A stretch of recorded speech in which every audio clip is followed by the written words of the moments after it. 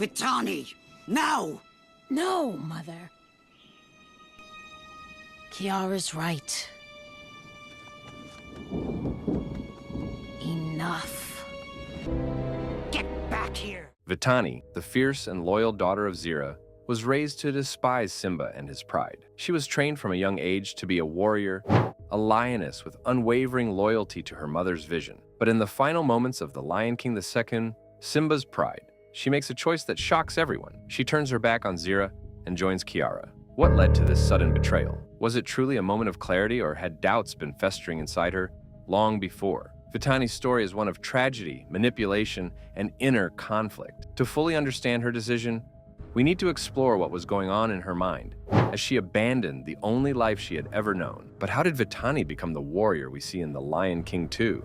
To truly understand her transformation and ultimate choice, we need to look at the environment she was raised in and the expectations placed upon her from an early age. Vitani was raised in exile, growing up in the harsh outlands where Zira cultivated a pride of warriors loyal to Scar's memory. From childhood, Vitani was taught that strength was everything and that their ultimate goal was to overthrow Simba and restore Scar's legacy. Unlike Kovu, who was selected as Scar's heir, Vitani had no illusions of ruling. Her purpose was clear: to fight. She embraced Zira's ideology without hesitation, often seen rallying the other lionesses with her sharp tongue and ruthless determination. She even mocked Kovu when he started to soften toward Kiara, showing no signs that she ever doubted their cause. But was Vitani truly as unwavering as she appeared? Or was she simply playing the role Zira had assigned her, too afraid to question what she had been taught? There may have been moments of doubt, hidden deep beneath the surface. Did she ever look at her mother and wonder if Zira's war was truly about justice, or was it just an endless cycle of vengeance? One significant aspect of Vitani's character is that she wasn't blindly obedient. Unlike Nuka, who desperately sought Zira's approval, or Kovu, who was torn between duty and his heart, Vitani carried herself with confidence and independence. Did this make her more resistant to Zira's manipulation in the long run? But Kovu's decision wasn't just a betrayal of Zira, it was a crack in the foundation of everything Vitani believed in. If the lion they had been raised to follow could turn his back on their mission, what did that mean for the war they had been fighting their entire lives? Could it be that Kovu saw something Vitani hadn't yet realized? Vitani's world began to crumble when Kovu turned against Zira. When Simba exiled him, Zira called him a traitor, and Vitani, though visibly angry, didn't question her mother's judgment. Yet, for the first time, the perfect vision of their cause had a crack in it. Kovu had been their strongest asset, their future leader. If he, the one they had all believed in, could abandon them, what did that mean for their cause? Did it make Vitani doubt, even for a moment, whether they were truly fighting for the right thing? Perhaps at first, she told herself that Kovu was simply weak. But when Zira announced that they would strike the Pride Lands without him, the weight of their mission may have started to feel different. Was this about Scar's legacy anymore, or just about Zira's personal vendetta? A crucial moment comes when Zira reacts to Kovu's departure with unfiltered rage. Instead of mourning the loss of her own son, she channels all of her hatred into war. This may have been Vitani's first glimpse into the reality that Zira wasn't leading them for the good of the Outlander. She was leading them to satisfy her own grudge. But breaking free from a lifetime of loyalty and ideology isn't easy. As Vitani stood on the battlefield, staring at the pride she had fought against for so long, did she hesitate? Did memories of her training, her mother's harsh lessons, and the bonds she had with her fellow Outlanders flash through her mind?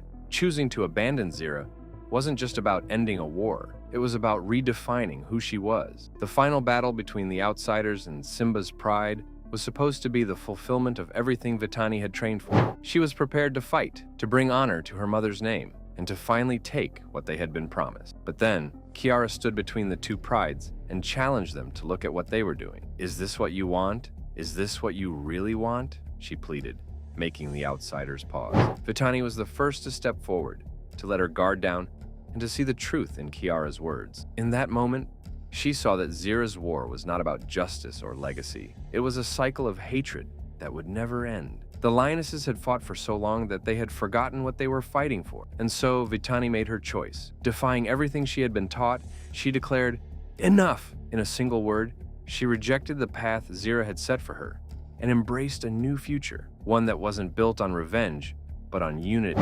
But abandoning the only life she had ever known came at a cost. In that moment, as she stood against Zira, did Vitani question whether she was truly making the right decision? Had she already sensed the cracks in her mother's leadership? Or was this choice a leap into the unknown, driven more by instinct than certainty? For Vitani, turning against Zira wasn't just about ending the battle. It was a deeply personal and painful decision. Zira had been her mother, her leader, the only authority she had ever known. To step away from her meant stepping into uncertainty, into a future she had never considered before. Was she afraid? Did she feel guilty?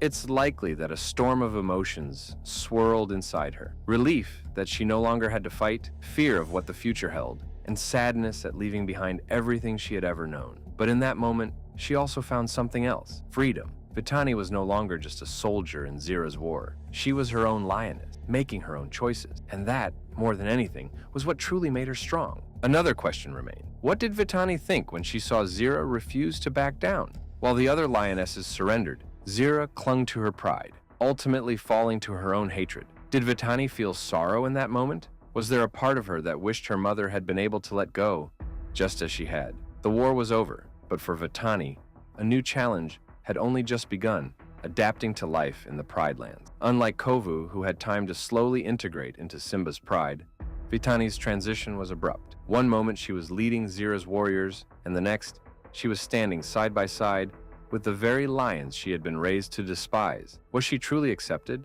or did she face skepticism from the Pridelander? Simba had forgiven Kovu, but did he extend the same trust to Vitani? Some lions might have still harbored doubts, wondering if her change of heart was genuine or merely a survival instinct. Additionally, Vitani had spent her whole life as a fighter. What role did she take on in the Pridelands once there was no war to be fought? Did she struggle with finding a new purpose, now that her identity as a warrior was no longer necessary?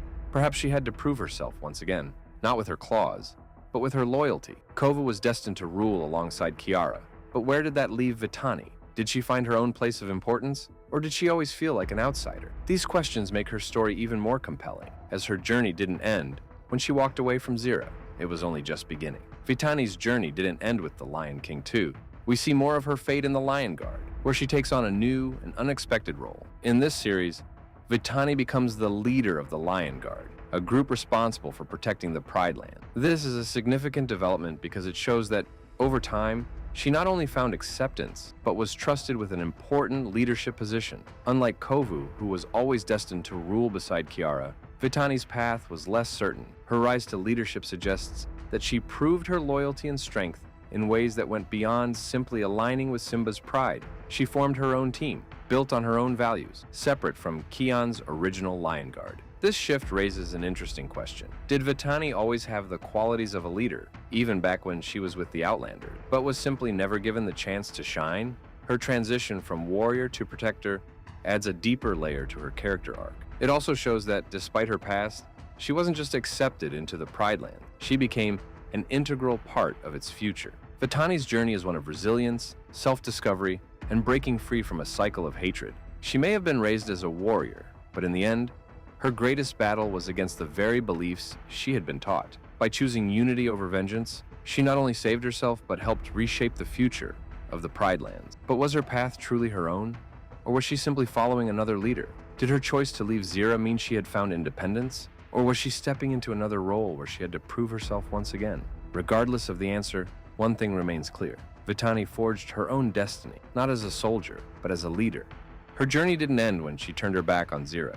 The real challenge was finding her place in a pride that once saw her as an enemy. Over time, she had to prove herself, not just as a warrior, but as someone who could lead with wisdom rather than aggression. Her role in the Lion Guard solidified this transformation, showing that she had not only been accepted, but had risen to a position of importance in the Pride Land's future. Vitani's story is powerful because it proves that true strength comes not from dominance, but from knowing when to walk away and forge a new path. Her decision to abandon Zira wasn't an act of betrayal, it was the bravest thing she had ever done. She let go of a legacy of hatred and chose a future built on trust and unity. What do you think? Did Vitani always have the potential to be a leader?